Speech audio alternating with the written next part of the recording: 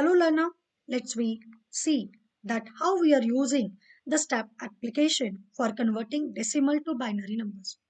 So what is the logic of conversion of decimal to binary? In today's session, we'll see first of all without using stat and then with stat, and then we'll convert that the decimal to this binary number. At the end of this session, I expect my student can able to convert decimal number to the binary equivalent and they can implement the program for the same. So let me see that how we can convert the decimal to binary. So what is a decimal number? Decimal numbers in the number system, we are saying there are 0 to 9 numbers, 10 symbols we are going to use. The place value is will be considered for 2 or more digit number.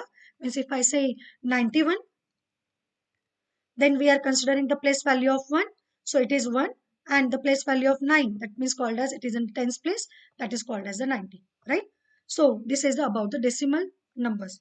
For the binary number system, that the numbers are stored in the base of two numbers, right? So is base 2 is the basis for all binary code and data storage in the computing systems and electronic devices is using this number system. The binary uses only two numbers like a 0 and 1.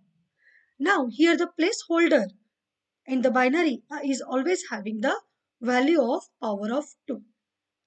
Okay, if we are saying that the first place means it is 2 raised to 0. If it is in the second place, then we are writing 2 raised to 1. If it is in the third place, then 2 raised to 2. If it is in the fourth place, 2 raised to 3 and so on. Okay, let me see how do we convert that decimal to binary conversion.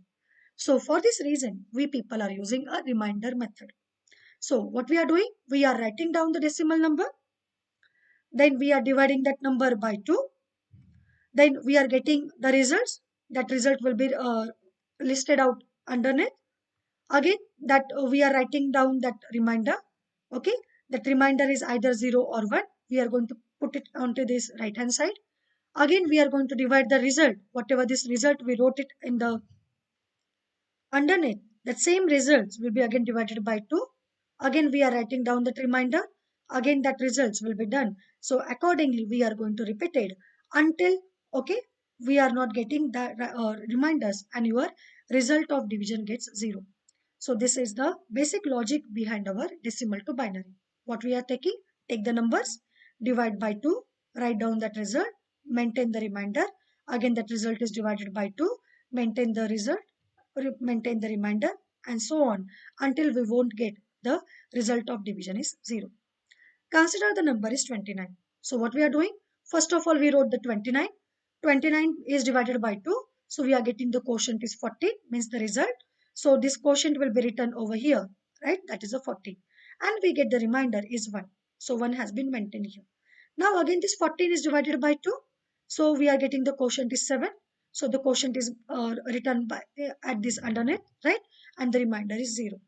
Now again this 2 is divided by this 2. Uh, this 7 is divided by 2. So we are getting the result 3 and remainder 1.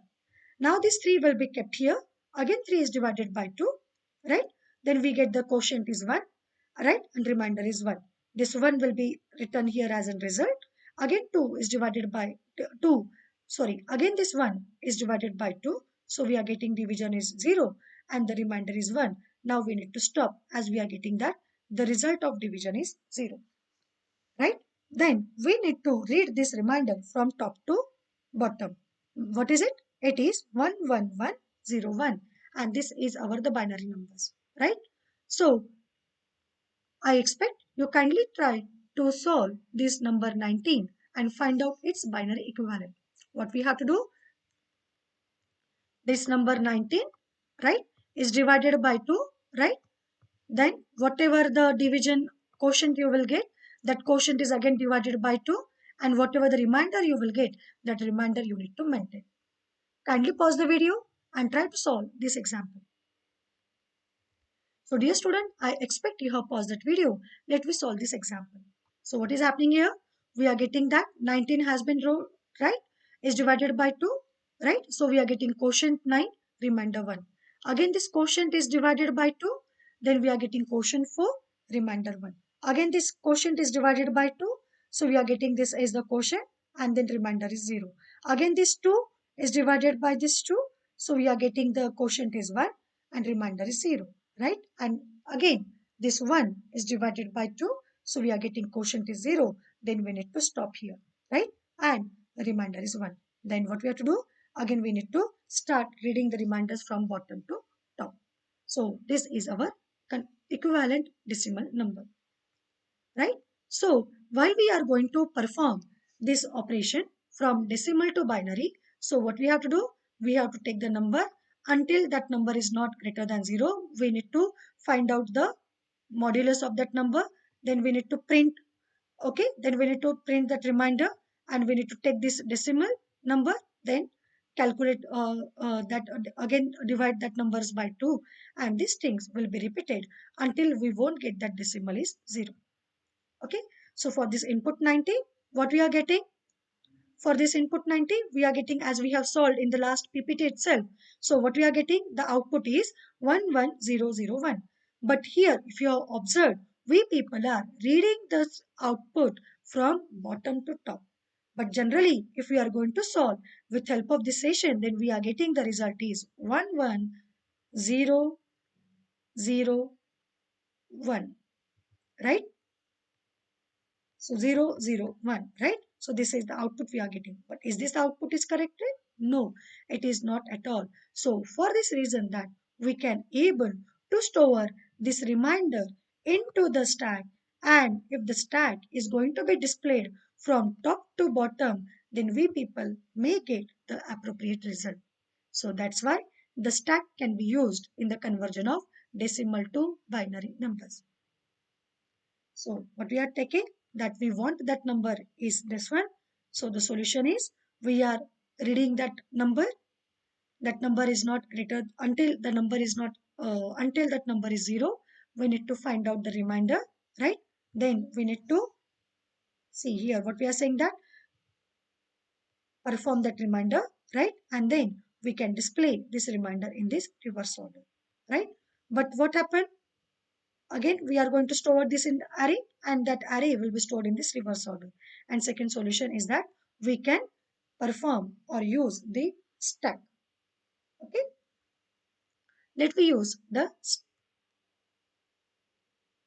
or solve the example of this decimal number. So what we are saying, 10 is divided by 2. Remainder is stored in this remainder of 0, right?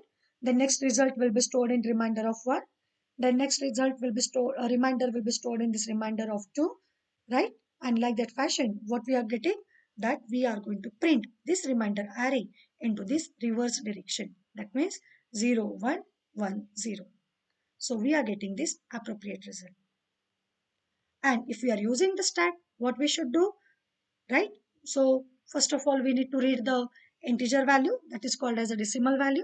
We need to prepare this stack. Then we have to read that decimal value, let it is number.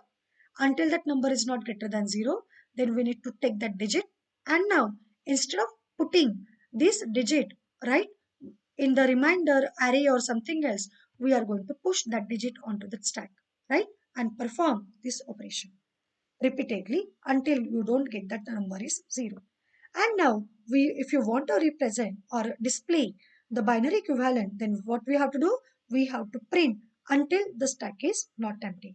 So pop the topmost element, display it, pop the next topmost element, display it like this fashion until our stack doesn't empty. Then we can able to display that result. So like this way, we can use the stack to display our decimal to binary number conversion and displaying the appropriate result with help of stack.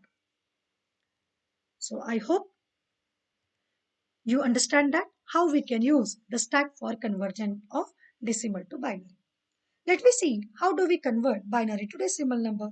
So how do we convert the binary to decimal number? First of all, we need to write down the number, binary number, right? And then multiply the value of each digit by the value of that place number, right? And then we are going to continue until we won't get that LSB number, and then finally add that result. Means 1 is multiplied with this 1 is multiplied with this 2, 1 is multiplied by 4, 0 is multiplied by 8. Like that fashion, do their all multiplication and then add this all these entire results. So you people are getting the result is 183. So we can say this is the binary representation, right, for the number 183. Okay, so dear student, I expect you kindly solve this number. Find out which is the binary equivalent for this given number. Yes, the answer is D.